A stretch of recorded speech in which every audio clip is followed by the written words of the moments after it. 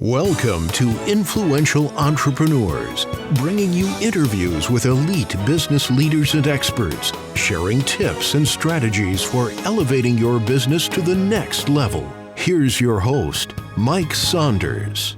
Hello and welcome to this episode of Influential Entrepreneurs. This is Mike Saunders, the Authority Positioning Coach. Today we have with us Dave Valentine, who's the CEO, speaker, business coach, and strategist. Dave, welcome to the program.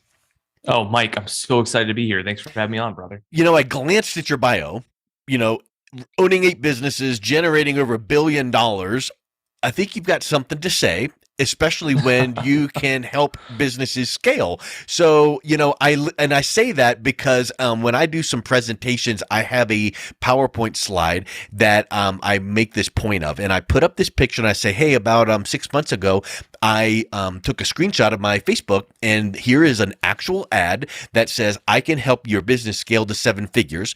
And it's this guy, I have no clue who it is, and even in the screenshot, I didn't even have his name, but he looks like he's about 14 years old, and he's wearing a tank top, standing on the beach. And I'm going, would you trust this guy? And then you juxtaposition that statement to, here is you owning 8 businesses, generated $1 billion for 1,000 clients. Yeah, I think that let's have a listen to what you have to say. So all of that intro to say, give us a little bit of your background and your entrepreneurial journey, and then let's have a fun conversation. Yeah. So as a kid, I started my entrepreneurial journey young. When I was 4 years old, I sold a 4-year-old drawing. It was just me drawing the picture. I sold it for $40 to some family friends, which, in the late 80s is a lot of money. Yeah. And then when I was coming up in elementary school, I sold candy out of my backpack and pens and pencils. And I had a nice little business from like 10 to 13 doing that. I owned a lawn care company for a while. And then my first real grown-up business, I started at the age of 25, and it was a catch-all digital advertising agency. I had grown up really at the age of 18. I was one of those guys that just want to get to work. And so I took an internship when I was still a senior in high school, doing marketing in-house, and built out websites, ran our Friendster and MySpace. That dates me quite a lot with my junior staff members. And doing video editing and production. That was really how I cut my teeth. And I continued to do that sort of work up until I was 25. And then I just kind of started to realize, I think I'd engaged with some agencies in my in-house positions. I thought, I really think I could do this better. So I really didn't know what I was doing. I'd never sold a client before, had no idea how to run a business. But like most people, I took the leap. And of course, a month and a half before we officially launched the first business, my wife and I found out that we were pregnant with our first child. So then it was like, hey, now we have to make this thing really work. Yeah. So built up the first business and got to the point where at the age of 29, we were doing about $1 million in revenue. And, most people don't realize it, but only 7% of companies in the country do $1 million in revenue every year. So I was like, hey, I've achieved it. I've hit the goal.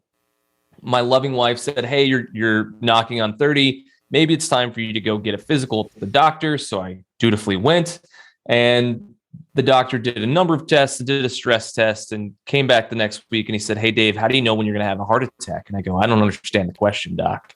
He goes, you don't know. You just have one. And you're the most stressed out person we've ever tested at 29 out of 4,500 people. He goes, if you don't change your actions, you are going to not see 40.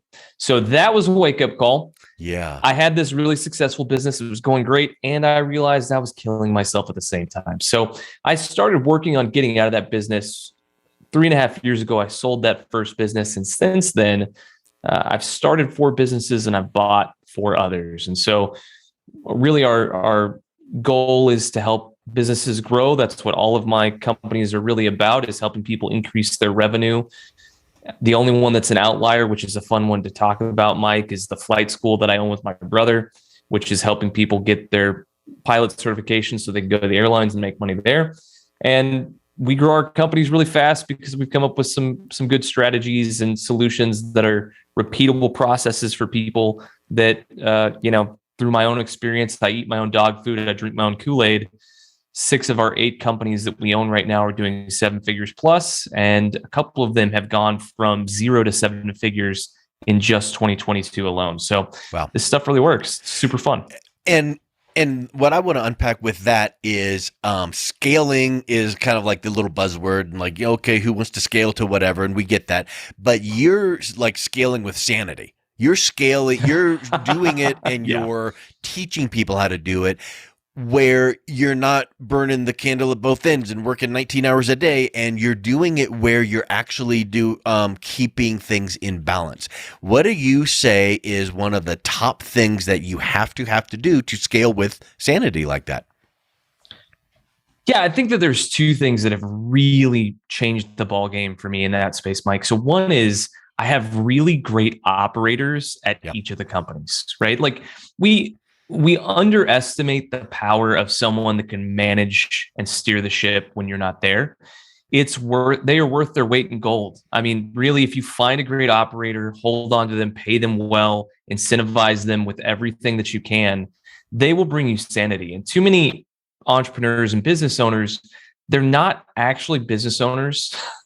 They are entrepreneurs who have traded one boss for 30 bosses. Yeah, and they still have a job.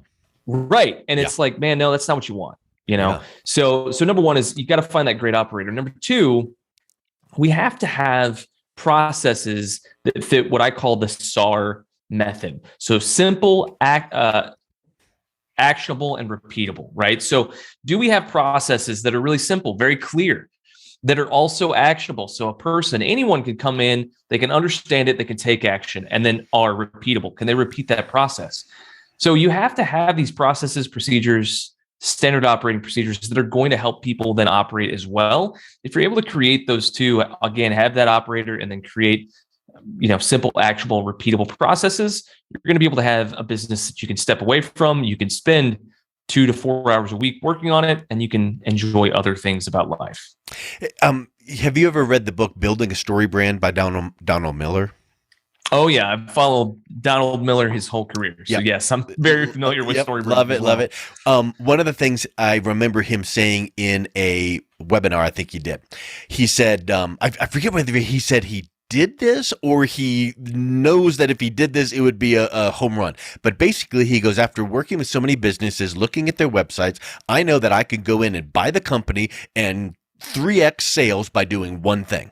And people are, I'm sure, like sitting on their edge of their seat going, what, Donald, what? And he goes, put a dumb buy now button on their website and have a clear call to action to buy. He goes, so many companies don't have a clear, here's the next step, do this, buy this. And that kind of goes along with your standard operating procedures. If you can keep things simple and you say, here's good to go from beginning to sale or increase revenue or scaling the business, keep it really, really simple. And I just love that concept of having, SOPs. And I think that kind of becomes a buzzword. But when you start working with a client, what is the first step that you would tell them to go, okay, all this stuff in your head, but what if you drop dead? You need to have someone that can just pick up the baton and replicate what you're doing. What's the first step that you advise them to do? Yeah, I mean, the first thing is to sit down and actually evaluate what it is that you're doing as the owner operator, as the entrepreneur, right? Too often we're like, well, I just do a lot. And so one of the things that I talk a lot about, Mike, is I'm like, you don't want to be busy. And that's what I hear a lot from entrepreneurs and business owners. They're like, I'm just so busy, Dave. Dave, I'm so busy. I'm like, no, busy is haphazard.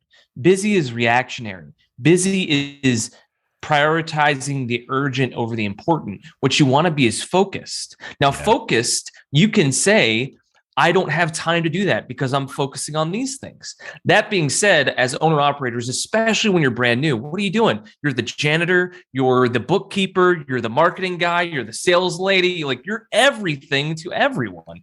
And at some point, as you start to build out your company, you have to start to detail out, okay, what are the things that I am doing that I could give to someone else? What are things that only I can do?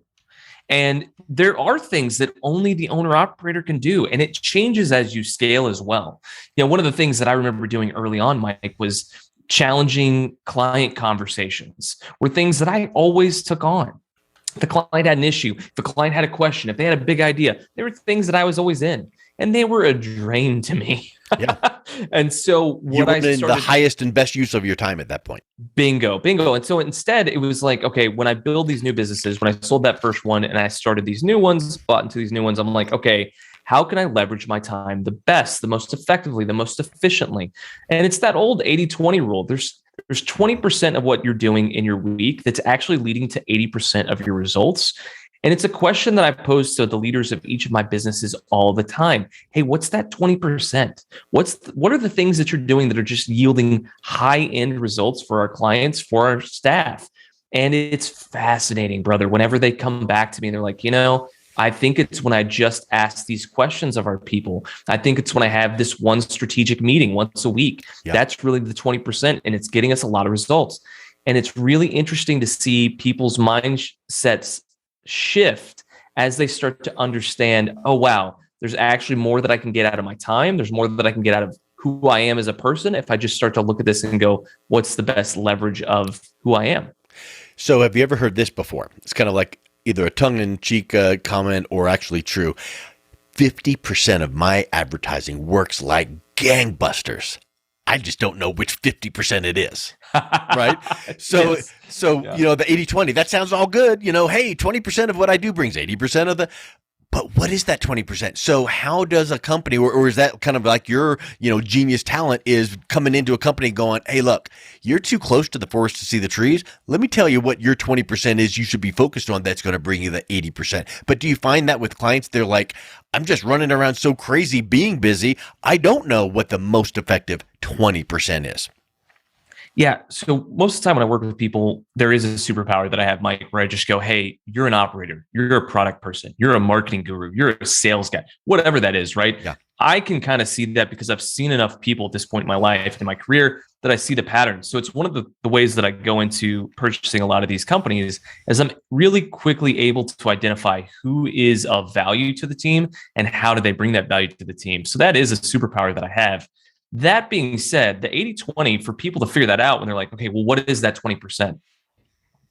A lot of times what it's really looking at is, okay, really, truly, what are things that you can get rid of? I just had this conversation with a leader this week where I said, hey, man, or I guess it was last week. I said, hey, what are you holding on to? And he's got a good sized company. They're doing just under $1 million. They're going to cross $1 million easily next year. And he's still doing invoicing. He's still doing billing. He's still doing accounts payable. He's still doing all these financial things. Yeah. And I was like, brother, listen, I'm going to save you 20 hours a month just by giving this away. And he was like, well, if I give that away, then I don't know. And I said, hang on, time out. You can always ask whoever you put in charge of this to send you an email every day with the information that you want. 30,000 foot overview. Here's the daily summary of, or weekly, or whatever the case is.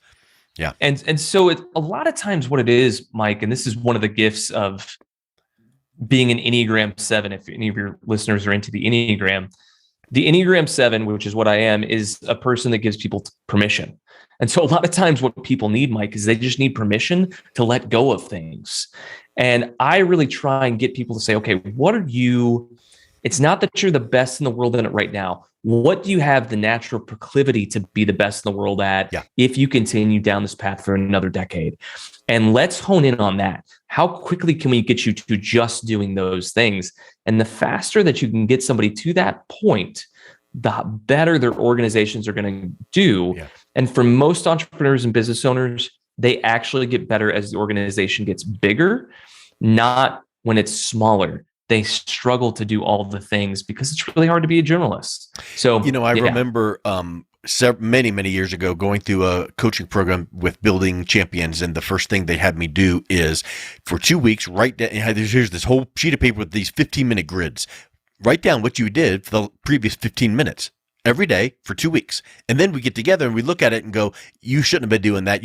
So it's just like what you said. Because if you were to ask a leader, oh, what do you do things that you don't need to be doing? They're like, nothing, I've got to do it all.